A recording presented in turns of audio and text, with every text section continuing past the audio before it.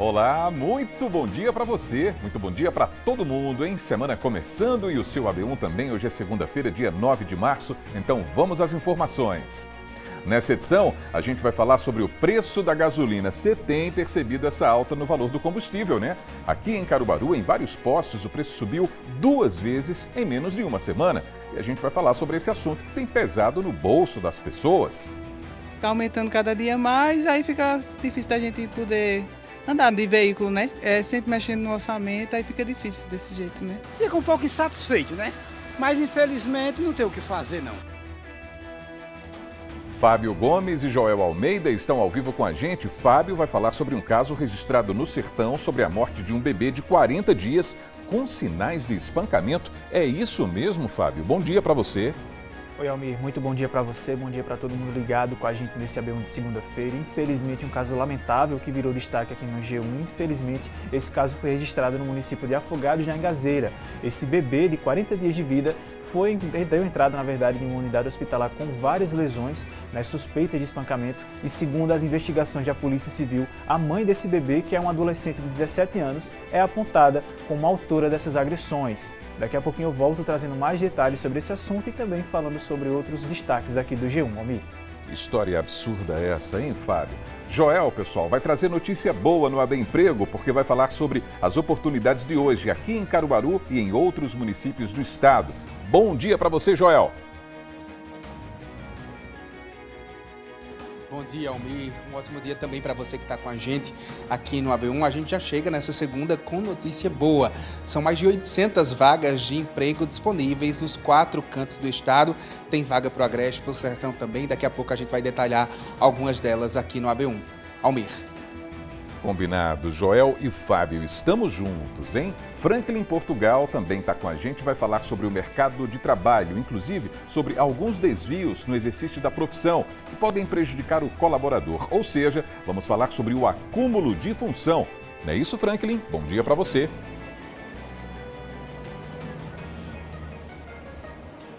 Muito bom dia para você, Almir. Bom dia a todos que nos acompanham aqui no AB1, né? Tem a situação daquele profissional que tem várias tarefas atreladas, mas que correspondem de maneira correta à função que ele exerce, né?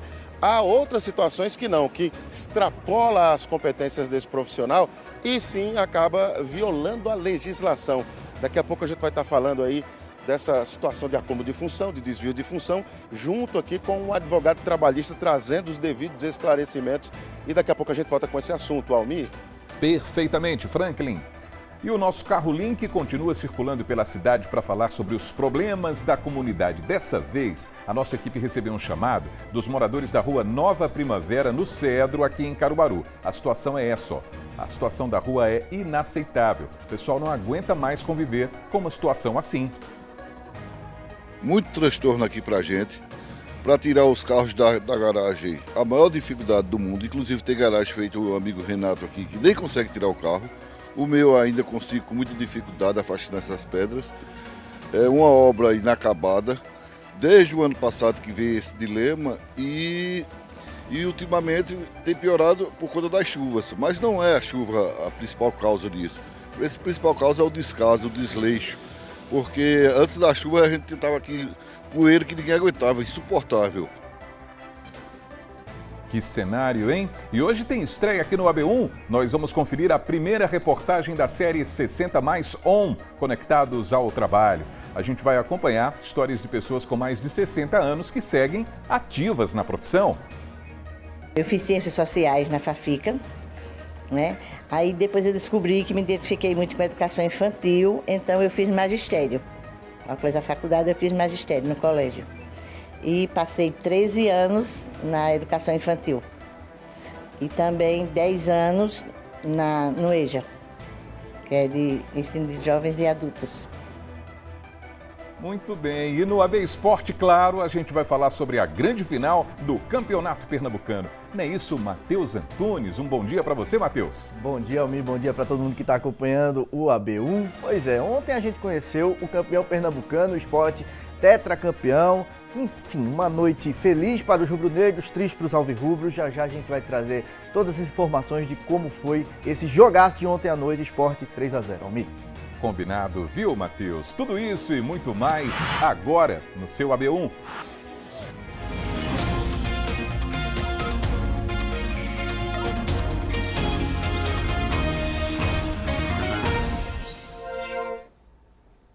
Então vamos juntos, pessoal. 11 horas mais 51 minutos, estamos aqui ao vivo na telinha da TV Asa Branca, também pelo nosso portal, o G1 Caruaru e Região, e pelo Globoplay. Está aí o QR Code que leva você para o nosso aplicativo para acompanhar o AB1 ao vivo e de graça pela internet. E vamos ver como é que está o clima aqui em Caruaru nesse instante, para a gente começar esse AB1. Imagens ao vivo da capital do Agreste, ó.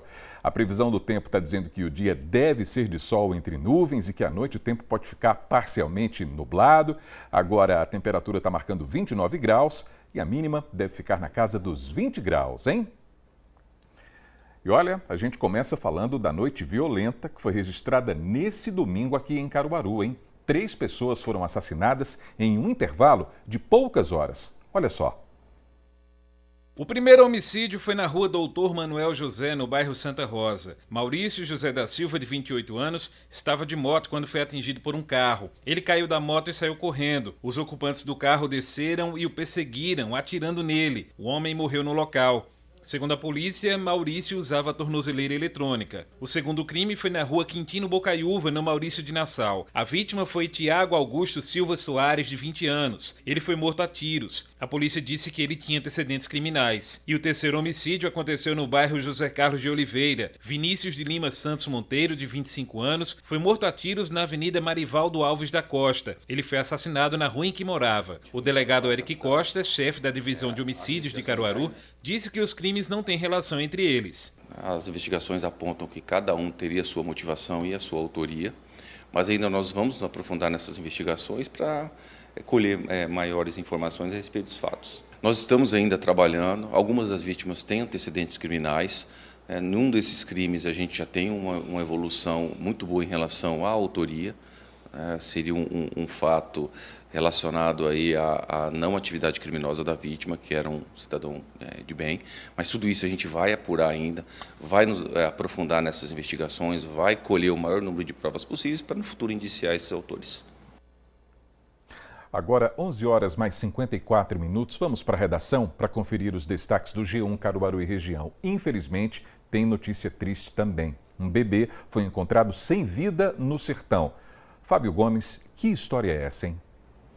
É isso mesmo, amigo. Infelizmente, um caso muito triste e lamentável que foi registrado no sertão pernambucano. A Polícia Civil segue com essas investigações. Inclusive, a mãe desse bebê, que é um adolescente de 17 anos, é apontada pelas investigações da Polícia Civil por ser a autora dessas agressões. Esse caso, ele aconteceu no mês de fevereiro, no município de Afogados, na Engazeira, e esse bebê, ele infelizmente faleceu no Recife depois de dar entrada no Hospital da Restauração. Segundo as investigações da polícia, a menina foi levada para o Hospital Regional Emília Câmara, na cidade onde morava, em Afogados da Engazeira, no dia 20 de fevereiro. Ela apresentava diversas escoriações e fraturas em diversas partes do corpo e, segundo a unidade hospitalar, essa bebê chegou em estado grave. Por conta dessa gravidade, foi preciso fazer essa transferência do bebê para o Hospital da Restauração, onde ela permaneceu também internada, mas veio a óbito no dia 24 de fevereiro. A partir disso, a Polícia Civil iniciou as investigações e, durante esse processo, a adolescente se contradisse, a adolescente mãe da criança se contradisse com as informações que ela havia prestado em depoimento e também, baseando-se em outros elementos, a polícia decidiu apontá-la como causadora dessas lesões que resultaram na morte do bebê. A jovem não foi indiciada por nenhum crime, porque é menor de idade, e o indiciamento ocorre exclusivamente para menores maiores de 18 anos. Em vez disso, ela foi atribuída um ato infracional análogo a crime contra a vida. Esse procedimento especial de menor, como é identificado, ele foi instaurado e remetido ao Ministério Público de Pernambuco, o MPPE, que depois deve decidir se apresenta o caso à Justiça. O G1 entrou em contato com o Ministério Público, mas até a última atualização da nossa reportagem, o órgão não se posicionou sobre esse assunto. A gente segue acompanhando esse caso, Almir. Perfeitamente, Fábio. Vamos seguir sim acompanhando. Estou vendo que no G1 também tem informações sobre o resgate de um menino de 3 anos. Esse caso foi registrado aqui em Caruaru, não é? Exatamente, Almir. Foi registrado aqui em Caruaru na tarde de ontem. Esse menino de 3 anos ele foi transferido de helicóptero, da Polícia Rodoviária Federal aqui de Caruaru para o município do Recife. Esse caso aconteceu ontem por volta das 12h20, meio-dia e 20. A Central de Regulação do SAMU acionou a equipe aeromédica ao receber a informação de que uma criança apresentou uma crise convulsiva após 3 dias de sintomas gripais e também febre alta. Ela estava internada na unidade, na UPA do Salgado. Esse menino foi entubado devido a esse quadro de insuficiência respiratória e após ser estabilizado, a criança foi embarcada nesse helicóptero e em um pouco mais de 30 minutos, em torno de 35 minutos, ela chegou ao campo do Derby. Nós recebemos essas imagens da Polícia Rodoviária Federal que mostram o momento da chegada dessa criança na área central do Recife e logo em seguida ela deu entrada em uma ambulância do SAMU e seguiu para o Hospital da Restauração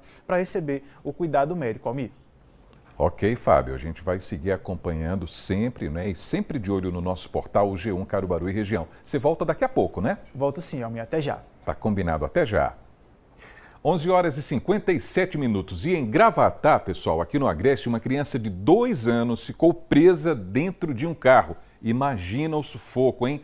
E essa criança foi resgatada pela equipe do SAMU, graças a Deus. Ezequiel Pedrosa é técnico de enfermagem do SAMU de Gravatá e também é chaveiro. Aí ele usou as ferramentas para abrir a porta do carro e retirar a criança. Olha aí o momento, o registro. Ele pediu autorização para buscar as ferramentas e a equipe do SAMU foi ao local para retirar a menina do carro. Mãe e filha foram avaliadas pela equipe e não precisaram de socorro. O Ezequiel mandou um vídeo para a gente, contando como tudo aconteceu. Estávamos na base, na frente da base tem um restaurante, e aí a mãe chegou desesperada porque sua filha tinha ficado presa dentro do carro. Uma criança com aproximadamente 2 anos de idade, tinha deixado a chave dentro e tinha ficado preso. De imediato, eu já fui falar com o meu enfermeiro, como todo mundo aqui, a maioria dos gravatenses sabe, eu sou do SAMU, mas também sou chaveiro. Fui pedir permissão ao enfermeiro para que ele pudesse me liberar eu e meu canga do 13, para irmos buscar as ferramentas no chaveiro. Ele de imediato libera e já manda mobilizou toda a equipe do SAMU Gravatá para essa QTC. Fomos buscar aproximadamente 5 minutos, a gente já estava de volta ao local e conseguimos salvar o bem maior, que é a vida. O vídeo repercutiu, tá aí visualizações, mas o que eu estou feliz, acredito que essa galera aqui está feliz também, é fazer o que a gente sempre faz, que é salvar o bem maior, a vida. Verdade, verdade. Muita gente vendo uma situação assim como essa pergunta: mas por que o vidro do carro não foi quebrado? A equipe de socorro disse que foi justamente para proteger fisicamente a criança. Como havia um chaveiro na equipe, eles acharam melhor abrir a porta com essas ferramentas. E o nosso Carro Link não para de atender aos chamados da comunidade, hein? A reclamação de hoje vem do Cedro, aqui em Caruaru. Os moradores pedem a pavimentação da rua, que está assim, cheia de problemas. A repórter Aline Melo foi conferir essa situação por lá. Vamos ver. Almir, chegamos aqui na rua, vamos conversar com os moradores para entender o que aconteceu aqui, como é que está a realidade deles no dia a dia. A gente percebe a rua bastante afetada, para andar é difícil. A gente imagina que para quem tem mobilidade reduzida acaba sendo ainda mais complicado. A gente percebe o paralelo também, aqui o carro saindo com dificuldade. E a gente está aqui para entender a situação e como é que está o dia a dia dos moradores mesmo. O senhor Renato Casimiro justamente foi quem fez a denúncia pra gente, Como é que tá a situação de vocês no dia a dia aqui, Renato? Conta pra gente. Pois é, Aline, na verdade esse problema começou desde 2021, quando começou a passar a obra da adutora do Agreste aqui.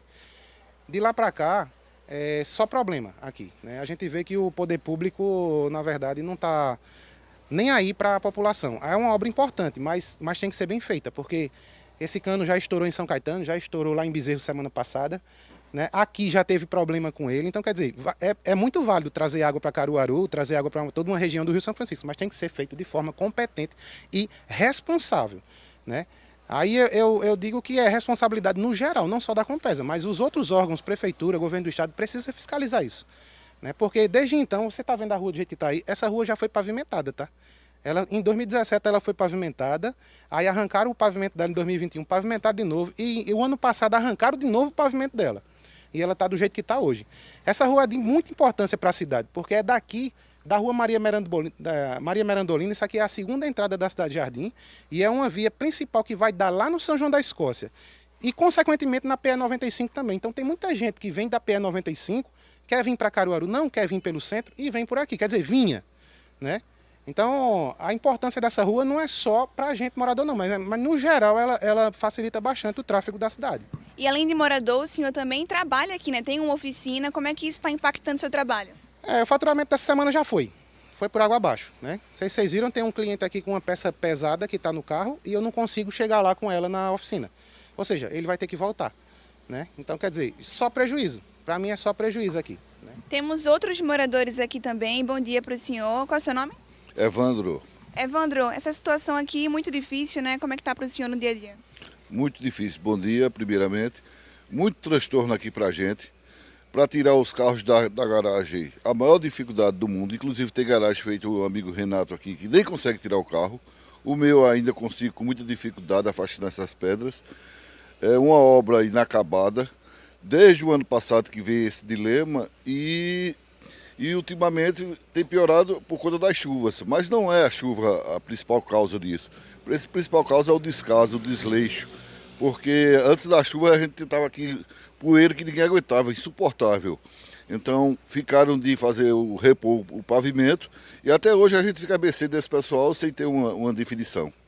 Pronto, agora a gente pede aqui o apelo, né, para que a situação seja resolvida, não é isso, Renato? Pois é, fica aqui o apelo e assim, já é de longa data, desde quando começou a passar a primeira tubulação em 2021, que eu particularmente informei a uma pessoa do Legislativo, né? Eu informei, pedi para ele vir fiscalizar e ele não pisou aqui, certo? Então quer dizer, isso aqui é uma tragédia anunciada. Tem o problema também a longo prazo, tá? O problema a longo prazo é a grande desvalorização dos nossos imóveis, certo? Porque ninguém quer morar numa rua que tem duas bombas-relógio, porque tem duas, aqui passa duas adutoras na mesma rua, a adutora Jucazinha e a adutora do Agreste. Então quer dizer, e esse problema? Vai ficar para a gente e pronto, né? O poder público está rindo da cara da gente. É isso, amigo. O pessoal aqui pedindo por solução, né? É uma situação que acaba favorecendo acidentes a acontecer aqui também, porque é complicado e a gente está aqui pedindo para que a situação seja resolvida e os moradores tenham tranquilidade e sossego no seu dia a dia. É isso, Aline, é isso. Muito obrigado pelas informações. A situação está difícil demais, como a gente viu, para quem mora nessa rua. Olha que cenário horroroso. Aí a gente entrou em contato com a Compesa. Eles disseram que essa demanda apresentada é referente à Travessa Mário Melo, no Cedro, onde foi executada a obra da adutora do Agreste. Aí a Compesa explica que as equipes retomaram as obras de pavimentação na localidade no dia 16 de fevereiro, mas as obras foram interrompidas dias depois por causa das fortes chuvas registradas no município nas últimas semanas, é o que diz a Compesa, que esclareceu também que os serviços foram reiniciados na última quinta-feira e a previsão é de que sejam concluídos na próxima segunda-feira, dia 16. A gente vai seguir acompanhando então essa promessa da Compesa em relação a esses problemas que os moradores estão enfrentando lá no Cedro. E amanhã, pessoal, é dia do Minha Comunidade, para a gente fazer uma nova cobrança sobre a situação da ponte Irmã Jerônima aqui em Caruaru, hein? Vamos ver? Um dos principais pontos de ligação entre diversos bairros de Caruaru. A ponte Irmã Jerônima sofreu ao longo dos últimos anos sem as manutenções devidas. Vários problemas se agravaram e os riscos criaram uma preocupação para motoristas e pedestres. Nossa equipe volta pela quinta vez no local para saber o que mudou. No Minha Comunidade, no AB1.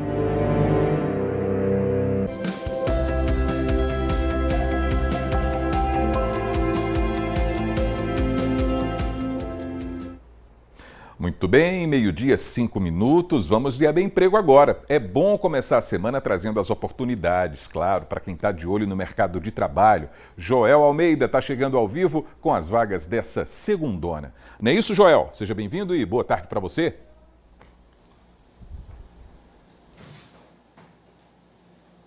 Bom Bom dia, Almir. Bom dia também para você que está com a gente. Boa tarde, né? Já, desculpa. Olha, a gente já começa com esse sorriso no rosto, porque é notícia boa. São mais de 800 vagas, 890, quase 900 vagas disponíveis em todos os estados, né? Em todo o estado. E a gente tem vagas, por exemplo, para diversas cidades. Aqui eu vou detalhar algumas delas, você vai acompanhando aí na tela comigo.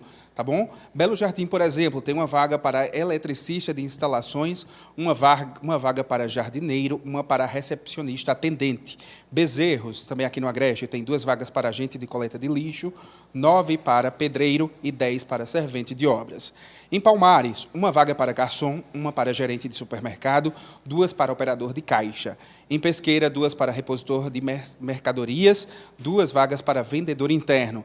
Em Santa Cruz do Capibaribe, há 6 vagas para ajudante de carga e descarga de mercadoria, 2 para atendente de lanchonete, 5 para atendente de lojas e mercados e 6 vagas para motorista entregador, 2 para pedreiro e 12 vagas para varredor de rua.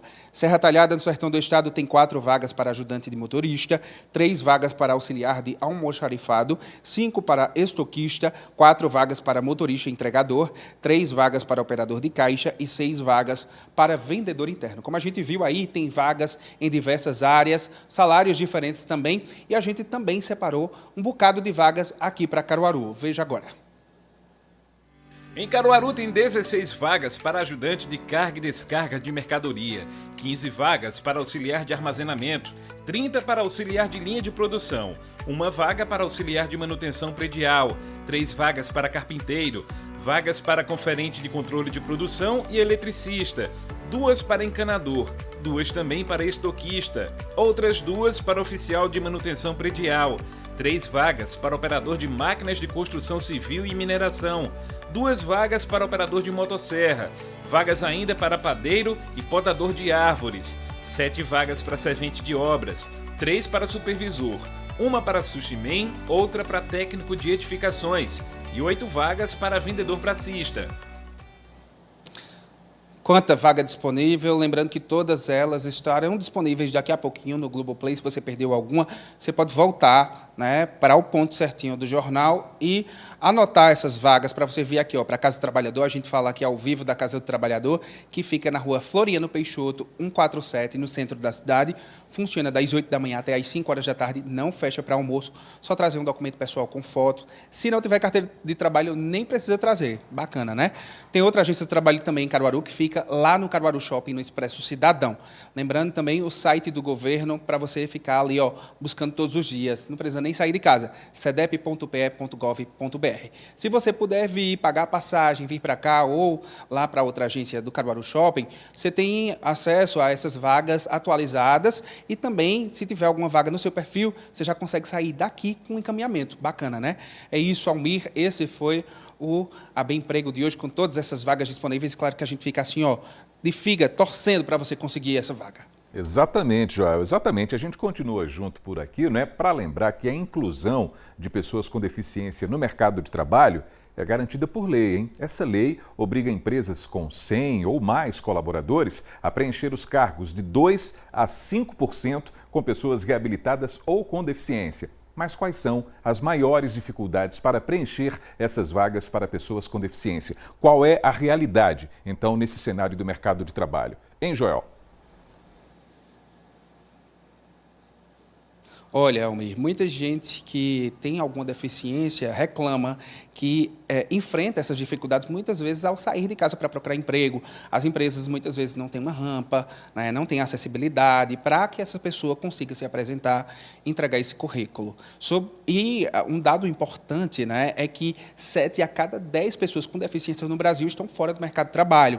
E aí vale esse olhar mais atento, né, por parte das empresas, da sociedade como um todo. Por isso a gente vai conversar agora com a Cláudia Sotero, que é coordenadora aqui da Casa do Trabalhador. Cláudia, boa tarde para você. É um dado que chama muita atenção, né? O que é que falta? Como é que está o cenário para vagas de pessoas com deficiência? Boa tarde, Joel. Boa tarde a todos que nos assistem. Olha, quero até te dizer que aqui em Caruaru hoje, através da Secretaria da SEDEP, da Casa do Trabalhador, esse contato com as empresas tem sido cada vez mais afinado. E hoje, por incrível que pareça, tem mais a oferta do que a procura, tá, Joel? Hoje a empresa entende que a necessidade de ter essas pessoas com deficiência, né, é muito importante, até porque gera um clima organizacional melhor, gera empatia. Então, assim, a gente hoje tem essa oferta. E também eu queria ressaltar aqui que o governo do estado, ele também tem uma preocupação em relação a capacitar essas pessoas. Hoje, através do Qualifica.pe, a gente tem vários cursos que está preparando essas pessoas com alguma necessidade especial para o mercado de trabalho. A gente via, né, há um tempo atrás, preconceito por parte de algumas empresas de não querer absorver esses profissionais, porque precisava realmente capacitar os outros empregados, por exemplo, para receber um surdo precisava de libras, não tinha, achava um problema. Como é que está isso hoje? Joel, hoje cada vez mais as empresas elas são até cobradas em relação a isso, tá? A cada 100 funcionários da empresa tem que ter uma porcentagem de 2 até 5% dessas pessoas PCDs, tá? Então, assim, a empresa hoje ela tem trabalhado em relação a isso, ela tem se preparado, ela tem se qualificado, não só a empresa estrutural, como também toda a equipe. Então, hoje a empresa tem essa necessidade, ela se prepara para recebê-los e cada vez mais a gente vê diminuindo essa parte estrutural. Então, você que tem alguma necessidade, você que quer voltar para o mercado de trabalho, que procura o primeiro emprego, pode vir aqui na Casa do Trabalhador, das 8 da manhã às 5 da tarde, trazer só um documento e a gente aqui vai fazer o seu cadastro e vai fazer esse encaminhamento, Joel. Era justamente o que eu ia perguntar. Então, só para reforçar, tem algum telefone e o endereço? O telefone da gente aqui é o 3719, não lembro agora decorado, mas assim, o nosso endereço é a rua Floriano Peixoto, 147, aqui no centro, por trás da prefeitura. Nós não fechamos para almoço, tá certo, Joel? Então, 8 da manhã às 5 da tarde, a nossa equipe está preparada para receber vocês aqui. Então, as pessoas que tiverem essa necessidade de procurar um trabalho, de entrar num trabalho, entrar no mercado de trabalho e tem a necessidade e tem a deficiência, pode vir aqui na Casa do Trabalhador. Conseguimos uma filinha aqui, ó, 3719-9480. Maravilha. Tá certo? Então é isso. Obrigado, viu, Cláudia, pelas informações. A gente também aqui no AB Emprego sempre dá essas informações. Pode perceber que no final a gente diz quantas vagas tem no dia, quantas vagas estão disponíveis para as pessoas com deficiência, porque a gente entende que o mercado é plural, é de todo mundo e todo mundo merece ter dignidade. É isso, Almir. Volto com você. Valeu, Joel. Valeu, muito obrigado pelas informações de hoje. Bom batente para você, bom trabalho. Vamos seguindo com o AB Emprego. Agora a gente vai falar sobre direito trabalhista. Sabe quando o trabalhador passa a fazer alguma coisa que está fora da função que estava prevista lá no contrato? Pois bem, a gente vai falar agora sobre o acúmulo de função. Franklin, em Portugal, está chegando ao vivo com a gente e, por exemplo, né, Franklin, existem diferenças entre desvio e acúmulo de função, não é verdade? Então, detalhe para a gente, por favor, e uma boa tarde para você.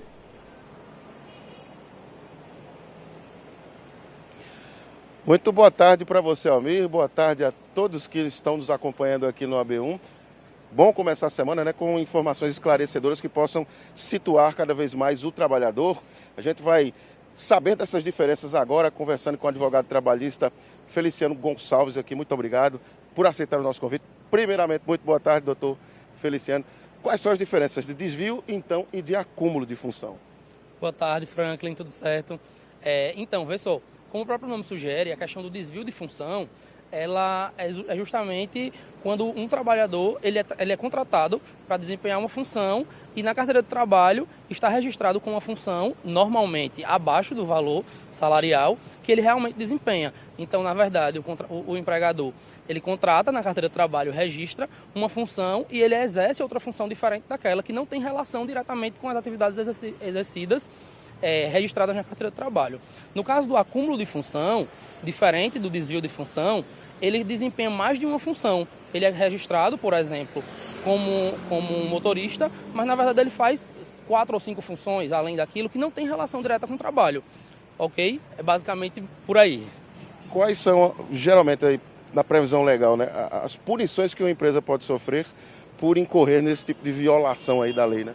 Bom, no caso do trabalhador colocando a empresa na justiça, entrando com reclamação trabalhista, a empresa ela tem a obrigação de pagar a equiparação salarial. No caso do desvio de função, o empregador ele tem o direito de receber referente ao valor do salário que ele deveria estar registrado na carteira de trabalho, ou que de fato ele exerce a função na prática. E aí isso é comprovado através de livro de ponto, através de jornada de trabalho, através de escala, através de mensagens no WhatsApp, através de testemunha. E a empresa ela é obrigada a pagar o valor equiparado e também as relações com relação ao salário. Por exemplo, o FGTS equiparado, o 13º equiparado, o terço de férias equiparado, de todos os meses trabalhados. A lei abre portas para que essa pessoa tenha função acumulada, mas recebendo a remuneração acumulada também dentro dessas funções aí junto? Então, se tiver relação com a atividade desempenhada, contratada para ser desempenhada, sim.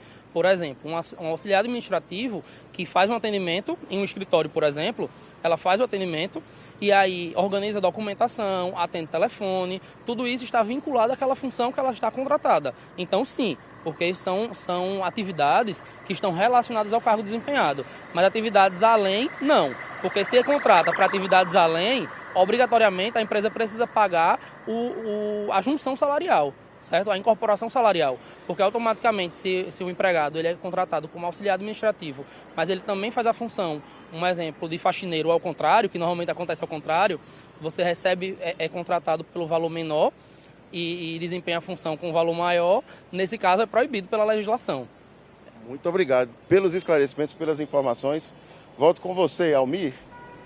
Franklin, muito obrigado pelas informações, hein? Como é bom a gente trazer aqui no AB Emprego tantos esclarecimentos, não é, pessoal? Valeu, Franklin.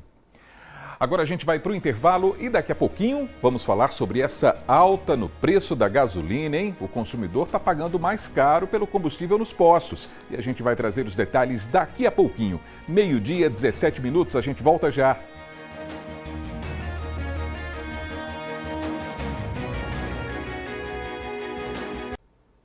E o seu AB1 está de volta, 12h, 19 minutos. Vamos dar uma olhadinha no trânsito aqui da cidade. Vamos ver imagens ao vivo aí da rua Rui Limeira Rosal. Essa via dá acesso, por exemplo, ao Sesc, aqui de Caruaru, ao Parque 18 de Maio, ao bairro Petrópolis. Nesse sentido aí que a gente está vendo parte dessa movimentação. Gente ali também naquele canteiro, ó, e mais à esquerda a gente vê os veículos que descem também naquele prolongamento ali, porque tem conexão com o Santa Rosa, com o Vassoural, enfim, é uma rua muito importante, uma artéria fundamental aqui da capital do Agreste. Movimentação bem tranquila por lá nesse momento. E olha essa notícia, hein? Uma decisão judicial suspendeu a demolição de uma parte do antigo Comércio Futebol Clube. De acordo com o documento, pessoal, a demolição estava prevista para hoje, mas a requerente da decisão alegou risco de dano à estrutura da residência dela, já que os muros estão lado a lado. Além disso, também existe a ausência de prévia e justa indenização pela posse e benfeitorias. O Ministério Público acatou a concessão dessa medida cautelar para suspender essa demolição de forma temporária. A gente relembra que o local foi desapropriado e já teve uma parte demolida para a construção da nova sede do Batalhão Integrado Especializado. Sobre essa situação, entramos em contato com a Secretaria de Defesa Social de Pernambuco, mas ainda não tivemos um retorno. Agora é 12h, 21 minutos. Vamos dar uma olhadinha também no Agreste Meridional. Vamos ver como é que está o tempo lá em Garanhuns. Olha aí que céuzão bonito. Por lá o dia deve ser de sol com muitas nuvens, como a gente está vendo, e pancadas de chuva isolada à tarde e à noite também. A temperatura nesse instante está aí marcando 30 graus e a mínima deve ficar em torno dos 18 hoje. E você já reparou na disparada do preço da gasolina? Meu amigo, vou te contar, hein? Aqui em Caruaru, em vários postos, o preço subiu 2 vezes em menos de uma semana. Entre acompanhar as notícias e saber do aumento, aí é uma coisa. Já ter que de fato abastecer o carro, vendo na prática, em média, 40 centavos de reajuste, gera maior impacto. Este é o valor a mais pelo litro da gasolina comum. Saindo dos 6,9 o litro anteriormente, para agora nas bombas, vermos esta média de 6,49 em muitos postos de Caruaru, como este no bairro Indianópolis. É um aumento bem acima do que vinha ocorrendo. E os novos valores, dependendo se for à vista ou no crédito, já podem ser conferidos também neste posto do bairro Petrópolis. Sempre fica mais difícil, né? Fica aumentando cada dia mais, aí fica difícil da gente poder andar de veículo, né? Sempre mexendo no orçamento, aí fica difícil desse jeito, né? 40 centavos a mais. Pode não parecer nada, mas pega de jeito sim o orçamento mensal. Fica um pouco insatisfeito, né? Mas infelizmente não tem o que fazer não. No final do mês dá um balanço um pouquinho, principalmente quem tem mais de um transporte, né? Moto e carro no meu caso. Então no final do mês pesa um pouco. Importadores e revendedores afirmam que o encarecimento da gasolina comum se deve ao conflito no Oriente Médio, entre Estados Unidos, Israel e Irã. Nós conversamos com a mestranda em Economia e professora universitária Emanuele Pessoa, que fez uma análise em torno do tema. Então, o impacto que nós estamos sentindo é em relação aos conflitos internacionais que estamos passando agora. O barril do petróleo era vendido por $71 e agora está iniciando a revenda por $85. E isso as refinarias estão passando para as distribuidoras pelo seu preço de venda. Todos os custos que estão tendo a mais é repassado pelo preço de venda. Consequentemente, as distribuidoras passam para os postos de combustível e a gente, como consumidor final, sente o impacto no preço, porque todos os custos são repassados realmente no preço de venda e chega no bolso do consumidor final, que é o nosso. Só resta, por parte do consumidor, ter esperança. A gente espera que um dia as coisas realmente voltem à normalidade e venha a nos proporcionar um preço melhor, mais justo, porque para a gente é complicado para trabalhar assim. Aumentos bruscos nunca são legais. Aí chega de repente, né? Espero que essa questão que está havendo aí, através dessas guerras, melhore, né? Passe e a gente supere essa fase. Pois é. Agora, meio-dia, 24 minutos. Olha só, 11 municípios aqui do Agreste estão com o abastecimento de água afetado por conta de uma obra da Compesa. Então, a gente vai voltar à redação para falar com o Fábio Gomes a respeito desse assunto, né, Fábio? É isso mesmo, Almir. Muito boa tarde para você mais uma vez, boa tarde para todo mundo ligado com a gente aqui nesse AB1. A gente volta agora falando sobre essas obras de abastecimento da Compesa, né? Essas obras que começaram a ser realizadas hoje na Adutora do Agreste e que previam aí afetava, né, no caso, o abastecimento em 11 municípios. Nós inclusive preparamos uma arte com esses municípios que são afetados. A gente acompanha nesse momento, né, porque alguns deles terão a suspensão temporária de abastecimento, né, a gente acompanha nessa arte nesse momento. Essas obras começaram a partir das 7 horas da manhã de hoje e tem previsão de duração de 48 horas. A previsão é que esses municípios voltem a receber o seu aporte de água normalmente de forma gradual após a quarta-feira. Como a gente acompanha na tela, tivemos a suspensão temporária de abastecimento nos municípios de Alagoinha, no distrito de Serra dos Ventos, em Belo Jardim, em Barra de Farias e Fazenda Nova, em Brejo da Madre de Deus, em Pesqueira, Riacho das Almas e também em Sanharó. Com relação a outros municípios afetados, existe também a interdição parcial do fornecimento de água em Caruaru, Bezerros, Gravatá, Toritama e São Caetano. Para conferir mais detalhes sobre esse serviço que está sendo realizado pela Compesa, é só apontar a câmera do celular para o QR Code que aparece na tela e conferir essa nossa reportagem completa aqui no G1, Almir. Perfeitamente, Fábio. Estou vendo que no G1 também tem notícia boa, ou seja, tem informações sobre concursos e seleções aqui em Pernambuco? Exatamente, Almir. A gente tem informações sobre concursos e seleções simplificadas e outros tipos de concursos que estão abertos nesse momento no estado de Pernambuco. A gente conta com pelo menos 1.120 vagas disponíveis aqui em todo o estado e oportunidades para todos os níveis, seja nível fundamental, médio, técnico, superior, e essas oportunidades têm salários que ultrapassam os R$12 mil.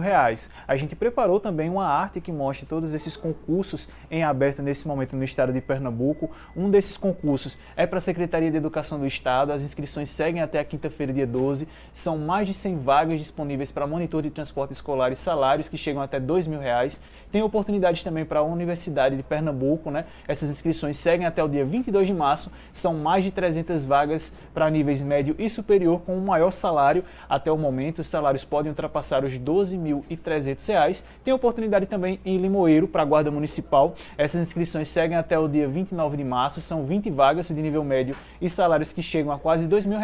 E tem oportunidades também para Olinda, na Secretaria de Educação. Essas inscrições seguem até o dia 6 de abril, são 600 vagas para nível médio e salários que chegam até R$1.600. R$200. Todas essas oportunidades, aqui na nossa reportagem, a gente deixa disponível o hiperlink, essa parte vermelhinha do texto, onde os candidatos interessados e o leitor interessado em mais detalhes sobre cada um desses editais pode estar clicando e conferir mais informações sobre os assuntos que são cobrados, as vagas que estão disponíveis e, claro, detalhes sobre todas as fases de cada um desses concursos, Almir. Muito bem, Fábio. Valeu. Muito obrigado pelos destaques de hoje. Bom trabalho por aí, hein? E até amanhã. Valeu, amigo. Bom trabalho para você também. Até amanhã e uma excelente tarde para todo mundo que acompanha a gente, meu amigo.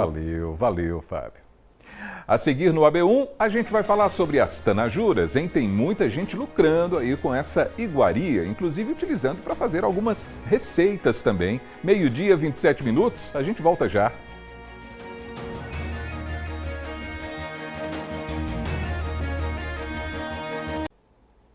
AB1 de volta e agora a gente vai direto para o AB Esporte, porque a grande final do Campeonato Pernambucano aconteceu nesse domingo e Matheus Antunes está ao vivo com a gente para falar sobre esse assunto, né, Matheus? Boa tarde para você. Boa tarde, Almir. Boa tarde para todo mundo que está ligado no AB1. Pois é, ontem o esporte se sagrou campeão pernambucano e o título veio numa vitória de um placar elástico nos aflitos. Eu acho que nem o torcedor mais otimista do esporte esperava que ele venceria o Timbu por 3-0. No primeiro tempo, como a gente está vendo aí nas imagens, o gol foi de Uri Castilho quando abriu o marcador. O meia do Náutico, Dodô, acabou sendo expulso também e com um a mais o rubro-negro dominou de vez o confronto. Nesse momento a gente mostra o juiz que tinha dado amarelo, voltando atrás e aplicando vermelho quando o VAR chamou. Augusto Pucci completou cruzando na área e ampliou 2-0 ainda no primeiro tempo. Praticamente no último lance da partida, o Sport teve um pênalti a favor e marcou o terceiro, como a gente vai ver agora nas imagens. Pois é, Yuri Castilho fazendo o terceiro gol. Final do jogo, Náutico 0, Sport 3, Sport campeão pernambucano de 2026, chegou ao tetracampeonato num dia que o Náutico estava jogando diante da sua torcida, 17 mil torcedores nos aflitos, e viu o Náutico não jogando bola, não jogando o que jogou no restante da competição, mas o Sport, que não tem nada a ver com isso, fez o placar, e aí mais do que o mínimo, né? Fez 3-0, mas informações a gente vai conferir logo mais também no Globo Esporte, Almir. Tá certo, Matheus. E agora vamos falar sobre a Série D do Brasileirão, não é? Por exemplo, as equipes da nossa região já sabem quem vão enfrentar nessa competição, Matheus? Já sabem sim, viu? O Centralzinho e o Maguari ficaram no mesmo grupo da Série D, a chave A8. É uma das mais difíceis da competição. Simbora conferir aqui no telão como é que ficou? Olha, só para vocês terem ideia, vai ter clássico no grupo A8 da Série D, com o ABC, que caiu no ano passado para a quarta divisão, e o América de Natal, que não conseguiu o acesso. Vai ter esse clássico, 2 times do Rio Grande do Norte, com mais um do Rio Grande do Norte, que é o Laguna, aquele mesmo time vegano que enfrentou o Maguari na Copa do Brasil e acabou sendo derrotado pelo time de Bonito. Além desses 3, tem o Souza, da Paraíba, adversário duríssimo também, de jogar lá é sempre muito difícil. Maguari e Central para fechar esse grupo A8. E a Série D também pode ser uma oportunidade para melhorar a parte financeira dos clubes. Vamos conferir como é que vai ficar as premiações, que é muito dinheiro no bolso. Só de participar, o clube já tem direito a R$500 mil. R$500 mil. E aí, o clube que for iniciante, ele pode ter o direito de mais 8 mil para comprar um desfibrilador justamente para a equipe. Ano passado o Central adquiriu, então esse ano o clube que foi estrear na competição pode também ter esse 8 mil a mais da CBF. Avançando de fase, são 64 clubes que vão avançar, começam 96. Na segunda fase, 64, mais 100 mil. Avançando cada fase, olha, terceira fase mais 180 mil, quarta fase mais 180, na quinta fase, que é aquela quartas de finais, 180 mil. E aí vai ter um playoff. Como é que vai funcionar? Os 4 times que perderem nas quartas de finais vão ter uma segunda chance de subir. Isso porque sobem 6 esse ano. E aí, os 4 que perderam vão jogar mais um mata-mata, podendo colocar 180 mil no bolso, e os 2 vencedores também avançam de divisão. Mas os 4 que vencerem vão disputar o campeonato até o fim, ou seja, a sexta fase, que é a semifinal, 180 mil, e a final para descobrir mais 300 mil. Vou fazer o cálculo agora não, porque eu sou meio ruim de matemática, mas aí, tudo isso aí é muita grana no bolso, viu, meu amigo Amir? E pessoal, vou ficando hoje por aqui. Essas foram as informações do AB Esporte. Para mais informações que vocês queiram saber, só conferir lá no nosso GE Caruaru e região. que tem todas as informações completinhas, bonitinhas para vocês conferir. Forte abraço, pessoal de casa, e Almi, até amanhã. Grande abraço para você, Matheus. Valeu, até amanhã, meu amigo. É isso. E olha só essa iniciativa que aconteceu nesse fim de semana lá em Taquaritinga do Norte. Acompanha aí, ó. Foi uma chuva de sementes, hein? A ideia foi fazer um lançamento aéreo de sementes de espécies nativas. Cerca de 100 mil sementes foram lançadas em locais que precisam de recuperação ambiental. Olha que interessante. A atividade contou com a participação de 13 voadores de parapente, de paramotor e de asa delta. Esse projeto aí faz parte da programação do Curta Taquari. É um festival de cinema que acontece em Taquaritinga e também desenvolve ações para a preservação da natureza. Legal demais! E agora a gente tem uma reportagem para falar sobre a procura pelas tanajuras aqui na região. Essa iguaria aparece em períodos específicos do ano e é bastante popular aqui no Nordeste, hein? Veja. Quem aí conhece o caviar do interior nordestino? Era assim que o escritor brasileiro Monteiro Lobato se referia à famosa tanajura, um tipo de formiga consumido especialmente em Pernambuco. Mas o inseto não está disponível para venda durante o ano todo. Ele só aparece em épocas do ano específicas. Você já deve ter ouvido a expressão "tem tanajura caindo do céu". Na verdade, esse processo está ligado ao momento de reprodução das formigas, quando elas saem dos seus formigueiros. Com as chuvas, isso contribui para o aparecimento dessas tanajuras. O que acontece? A tanajura ela sai do formigueiro, faz um voo, que esse voo é o voo nupcial. Durante esse percurso, ela tem relações com o macho, ela fica grávida, ela posa, procura um ambiente adequado para fazer um novo formigueiro, porque cada tanajura dessa vai ser um novo formigueiro. Aí veja a dinâmica, como choveu antes, a terra está fofa, está mais fácil ela escavar e fazer ali um novo formigueiro no subterrâneo. E um detalhe, ela perde as asas no momento que ela cai, para justamente facilitar a entrada na abertura que ela vai fazer no solo. Então é uma dinâmica que a natureza encontrou para a reprodução e a perpetuação das formigas. Para a comerciante Idene Maria, vender tanajura já é tradição. Olha, está começando a procurar agora, mas o povo do Recife, o pessoal daqui, mas vai vir gente de São Paulo, já estão ligando, estão procurando, devagarinho mas estão, porque o dinheiro está escasso, né? E a tanajura é bem salgadinha. E esse preço se deve a que é difícil conseguir tanajura para vender? É sim, só sai uma vez no ano, só uma vez no ano, aí a gente compra, vende até o mês de São João, junho, né? Aí depois falta no comércio. O comerciante Adilson Augusto também vende tanajura todos os anos. Neste ano, ele investiu R$ 3.440 em 24 quilos da iguaria. Se eu pego a tanajura, ela é bruta assim, né? Na asa, e depois trata ela todinha para ela ficar toda limpinha assim. Aí com ela limpinha dá para fazer que pratos? É um pouquinho de farinha e a porção da tanajura, custa R$20. E a gente também tem a venda do quilo, né? Isso o senhor vende por quanto? Isso, o quilo é R$350. Para quem aprecia, o benefício da tanajura vai além do sabor. Segundo a Organização das Nações Unidas para a Agricultura e Alimentação, insetos são alimentos ricos em nutrientes. Esse inseto, que é a tanajura, que é a fêmea, a rainha, ela é riquíssima em proteínas, pobre em gordura, quer dizer, é um alimento saudável, além de ter outros sais minerais e nutrientes, ferro, magnésio, enfim. Então, por isso é importante essa alimentação saudável ser utilizada.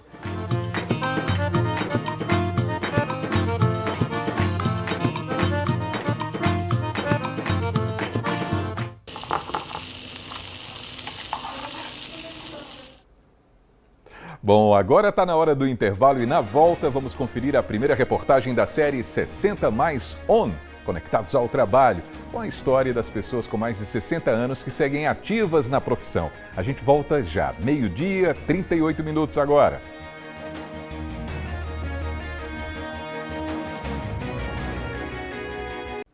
Então o seu AB1 está de volta, 12h, 40 minutos. Vamos dar mais uma olhadinha no trânsito. Vamos ver imagens do centro da cidade. Essa conexão aí com o bairro Maurício de Nassau, não é? A gente está vendo veículos ali, ó, ao lado da esquina do Grande Hotel, onde a gente tem esses veículos parados, ali na rua Armando da Fonte. A gente vê no centro da tela os veículos que descem da Avenida Manuel de Freitas. É sempre muito movimentado esse trecho da cidade, naturalmente, não é? Principalmente pela natureza do horário, meio-dia, 41 minutos. E a gente vê alguns pedestres também circulando ali na Via Parque. E agora a gente vai conferir a primeira reportagem da série 60 Mais On, Conectados ao Trabalho. Aqui nós vamos acompanhar as histórias de pessoas com mais de 60 anos que seguem ativas na profissão. Hoje vamos conhecer 3 mulheres que continuam firmes na área da educação, hein? E nem pensam em parar. Um exemplo de dedicação em que o tempo, os 60 mais, não tem sido um fator que limita a satisfação de trabalhar.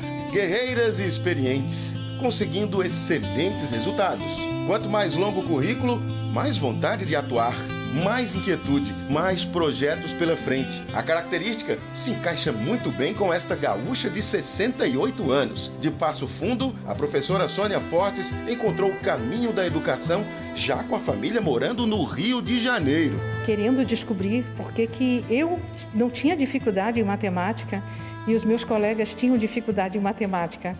Por que eu gostava de matemática, química e física e eles não gostavam?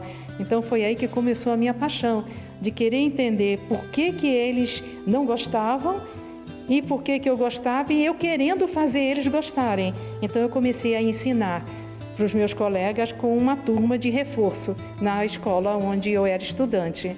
A professora Sônia é analista educacional com doutorado em educação pela UERJ, a Universidade Estadual do Rio.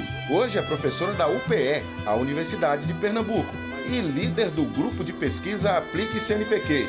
Atua na área de multimídias e educação à distância, com políticas e tecnologia educacional.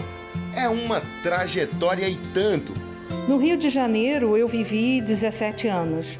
Eu acredito que lá foi quando eu decidi, que inclusive não fui eu que decidi, né? Foram os meus pais que decidiram que eu tinha que ser professora.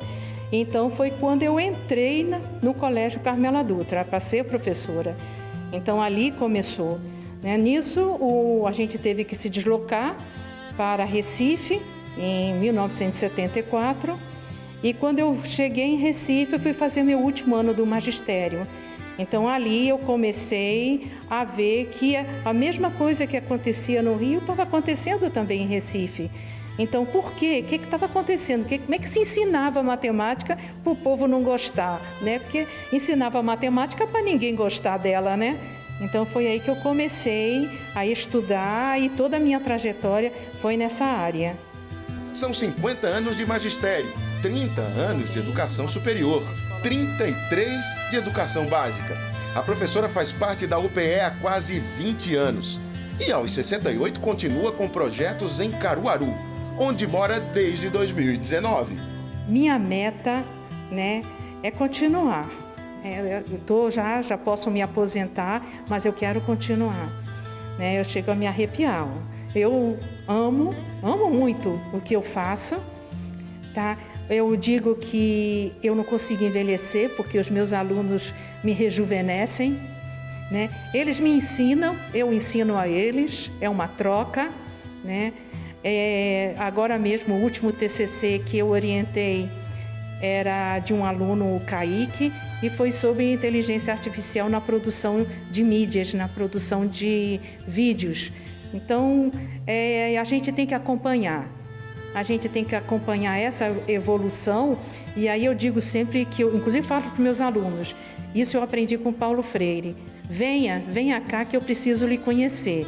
Então é assim que eu trato as tecnologias hoje, venha que eu quero lhe conhecer. Estar em ação e produzindo é também algo que ocorre com ela, a professora Dilma Omena, 64 anos. Esta caruaruense tem 16 anos na área de educação. Me formei em História, né? Terminei em História, depois fui trabalhar na Secretaria de Educação de Caruaru.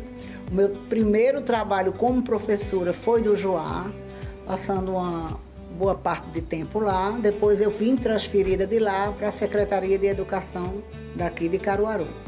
Trabalhei nos projetos lá de organização escolar. A gente inspecionava todas as escolas do município e nisso tinha uma equipe. Depois de um certo tempo, eu fui convidada para participar do quadro de funcionário como coordenadora do EAD, dos projetos EAD da Uninasal Caruaru.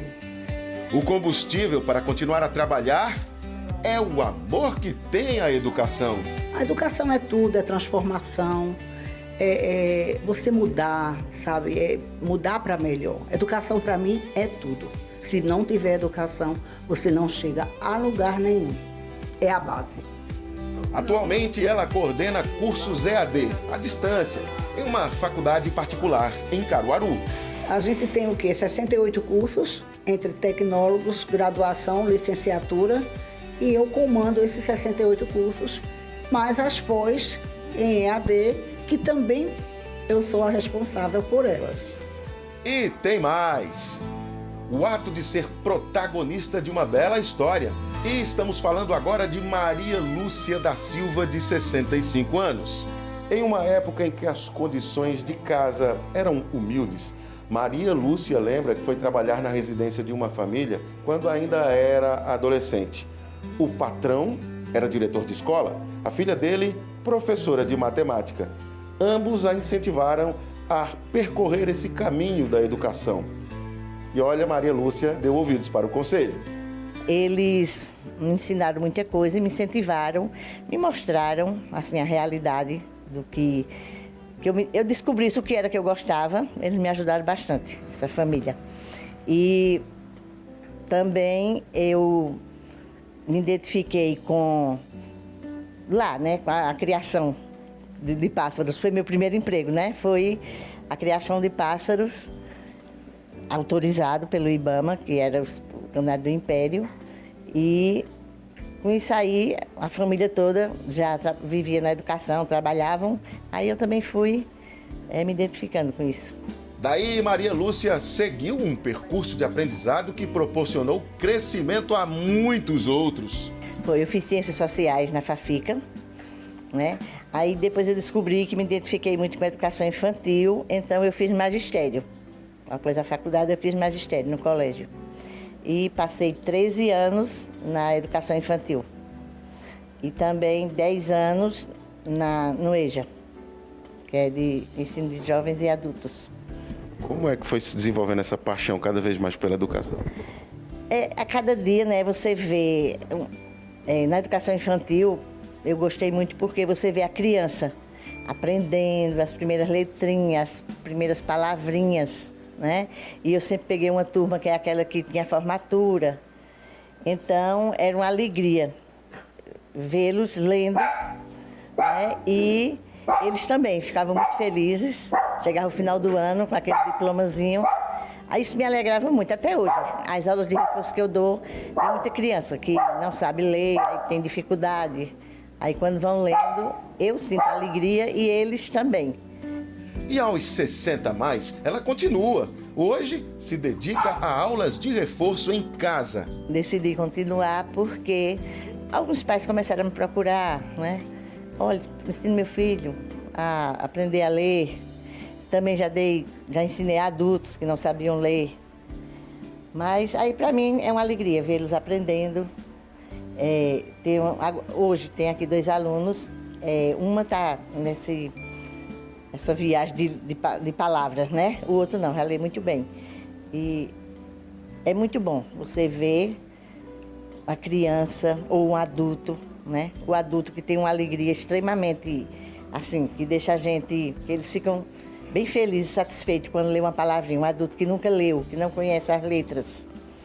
Aí isso me deixa feliz. E não importa, assim, a idade. Nem a que eles têm, nem a que eu tenho. Porque o importante é você conseguir, né, o objetivo daquela pessoa que está querendo aprender a ler. São 3 histórias de dedicação e resiliência. São 3 60 a mais de estatura e brilho. E ao sabermos como abraçaram e abraçam a educação, é aí que temos Uma aula de verdade para a vida. Liderar é despertar os outros à vontade de fazer. Isso é maravilhoso, muito bom. E viva os 60 mais.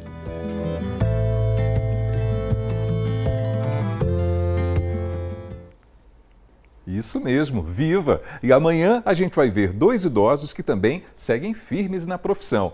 Vamos entender os motivos que dão força a essa missão nessa altura da vida. E amanhã tem o Me Conte Sua História. Olha só o que é que a gente está preparando para você. Uma infância de dificuldades. Do passado carregando frete em carroça de mão pela feira de Pesqueira. Mas como encontrar superação diante de muitos obstáculos? Você vai saber como ele encontrou a vitória. Mérito de Alexandre dos Santos Silva. É no Me Conte Sua História no AB1 amanhã. Muito bem, e daqui a pouquinho tem o Panorama CBN. Aí a gente vai conversar com o consultor empresarial Hildegard Assis. Vamos falar sobre os desafios da ampliação de um empreendimento. O Panorama começa às 2 horas, claro, na rádio que toca notícia. E assim termina o seu AB1 dessa segunda-feira, desejando uma boa tarde, uma ótima semana. E a gente volta a se encontrar amanhã, se Deus quiser. Valeu, pessoal!